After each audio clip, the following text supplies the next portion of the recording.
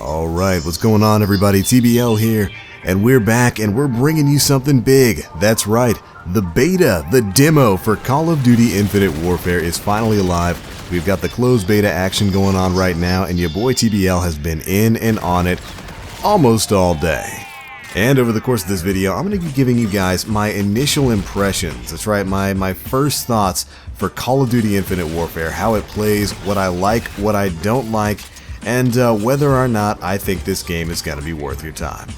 Well, it's probably not going to be that detailed. This is really just going to be more so my first impressions of the beta itself. And overall, I've got to say, it's not the worst thing in the world, which I know, glowing endorsement, right? But I've been playing it for the past day or so. The first day, it was an absolute nightmare. I did not have a very good time. I was actually rather upset with the beta because the matchmaking was crazy. It took forever to get on. Gen X 100 and I just simply couldn't join each other's fire teams. It took like 10 minutes to get into a match. And then when you were finally in that match, everybody had like a 500 millisecond ping, so the lag was going crazy all over the place. Yeah, Friday was not the best day to be playing Infinite Warfare. So, you know, after about an hour or so of unsuccessful attempts to play it on Friday, Jay and I pretty much left it alone and decided to come back on Saturday, and I've been playing it quite a bit over the course of the day, and I've got to say, it's a lot better. Whatever they did with the servers, they fixed a lot of things. The game is actually playable now, and for the most part, I've actually enjoyed myself today. It's not been a bad day at all of games here in the world of Call of Duty Infinite Warfare. Not bad at all. Let's go ahead and talk a bit about the beta itself.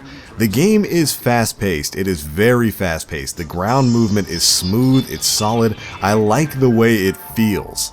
As I'm sure a lot of you COD fans out there have probably already heard, it's like a mixture of Call of Duty Black Ops 3 and Call of Duty Ghosts. If those two games got together and had one big lovely baby, it would pretty much be Call of Duty Infinite Warfare. The movement system really shows that. Like I said before, the ground movement is really smooth, really fun, really easy to get into, but the boost movement, for whatever reason, it's actually rather surprising, has actually been toned down from what it was in Call of Duty Black Ops 3. Now, I know some of you are probably going to enjoy that, some of you probably aren't going to. Me, personally, I don't like it. It doesning feel like it meshes very well with the ground movement, which is, again, very fast-paced, very frenetic, very smooth. When you're boost jumping and boost sliding and whatnot, it's you can't boost nearly as far as you could in Black Ops 3. Or at least it doesn't feel like you can boost as far or as fast when you're jumping or sliding as you could in Black Ops 3. And certainly the parkour, wall running, you can't wall run nearly as well, nearly as quickly, and nearly as smoothly as you can in Black Ops 3. Like in Black Ops 3, you can wall run and then jump to another wall and continue your wall run. In this game, you can't do that. You get a very limited amount of time on the wall, and then you just kind of slide and fall off to your death. And you know, that's weird. It's a really weird choice in combination with the movement speed on the ground, which again is super smooth. You can move really fast. They give you a lot of options to get from A to B really quickly when you're running, but then when you try to boost jump or slide or anything like that, it's slowed down and it just doesn't feel as smooth as the movement options, the momentum you have when you're just on the ground running around. And I don't know, it just kind of takes me out of the action a little bit whenever I have to do it. And to be fair, it's not really a game changer. It hasn't affected my playstyle too much, but you know, in the beginning when I was first getting used to things, it was like, wow, it feels great to run around. How far can I jump? Oh, not far at all. How far can I slide?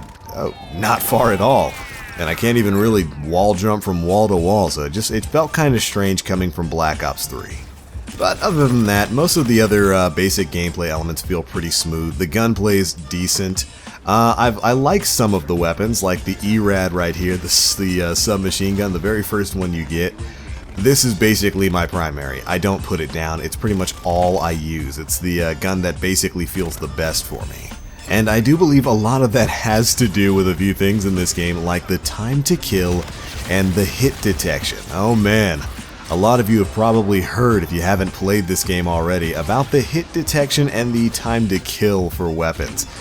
It is very fast. You die very quickly in this game. Certainly it feels a lot quicker than dying in Black Ops 3. And really, I'm still trying to figure out exactly why that is. A lot of people think the guns are just too strong and that the time to kill is just way too short, but I'm not quite sure of that yet. Or rather, I guess what I should say is I'm not sure that's the only thing at play here. After playing this for about a day or so don't take me as an expert, I still got a lot to learn about this game, but it feels like some of the faster time to kills might be more due to hit detection than they are actual overpowered weapons. Now, I'm still definitely testing things out, but I've noticed that the hit detection is kind of all over the place with this game. In some matches when you've got a decent enough host, the hit detection is that classic Infinity Ward netcoding. Like, it's really good. The game feels good, your guns feel good, you feel like your shots are actually dealing damage, and you're taking people out in a fairly quick time. And then other times, it feels like you can empty half of your clip into an enemy player, and all they have to do is kind of turn vaguely in your direction, pop 2 shots, and suddenly you're dead. And I think a lot of that can be knocked down to people's connections. Like, I'm not sure whether this game runs dedicated servers or if it's just based off of a pure host system. I have seen a couple of host migrations in the time that I've been playing, although granted I've only seen like maybe 1 or 2 host migrations in the full day that I've been playing. But some of the connections can definitely feel a little shaky, like you're just emptying clip after clip into a guy and he doesn't even feel it, but he turns around and he melts you in no time flat. So like I said, I'm still trying to get in evidence, play some more games, get a better feel for it, and feel things out. I guess what I'm trying to say there is when I'm host or when someone who's got a really good connection is host, the hit detection feels really good. It feels like you can take people out in a very competitive time. But a lot of the time, it also feels like you are getting smoked. So who knows, the time to kill might need to get raised a little bit before this game comes out. I always feel like with a game like this where you have such a fast movement system and you have so many movement options that take you up into the air and on top of things and all around, the time to kill should probably be a little bit higher than usual. Maybe not quite Destiny levels of high, but high enough to give you a fighting chance when somebody pops in from your side or behind you, which happens all the time in this game. If you don't like getting killed from behind, whoo man, you might have a rough time with Infinite Warfare. Alright, other than that, weapon balance I haven't really gotten too much of a grip on. Like I said, I've been mainly using submachine guns. They seem to work at most of the ranges. They shred pretty darn well. Damage fall off is a thing though, so you can outrange submachine guns, but they do absolutely melt. As do most of the other weapon types in this game, except shotguns oddly enough. At least with the 2 shotguns that I played with, the initially unlocked one and the second one you can get, neither one of those things worked really well for me when I tried them out. As a matter of fact, I tried it and I just could not get a kill at all with the very first shotgun. It was like hit markers all over the place. Range definitely seems like it needs a bit of a buff on the old shotties. And the handguns could probably use a bit of a buff too. They seemed a little bit on the weak side. Well, all except the G18 variant that you can get. One of the default classes has akimbo G18s that you can just basically run around with, just hip firing like a madman from Modern Warfare 2 and getting your ammo back with Scavenger. It's actually really fun. But other than that, the maps I haven't really gotten enough of a look at to really give you an informed opinion on. I know I like this one that we're on right here, and the one that I really don't like is the one that takes place on like a space station out in outer space on like what looks like a halo or a satellite or something. That thing is just way too much of a cluster. It feels like there's 5 different ways in every single room for people to come up behind you, so you're always getting killed from the side or behind, and it's just that map can really be a pain. But overall, I'm having a decent time with the beta. I don't hate it. It's definitely got a lot that it can improve on, but I find the more I play it, the more I enjoy it. And I think I'm starting to get the hang of it. I picked up a couple of Wardens the other day, which is kind of like the attack chopper equivalent for this game, so I'm feeling pretty good about it. And as I continue to play the beta, I'll continue to let you guys know my evolving opinion on it.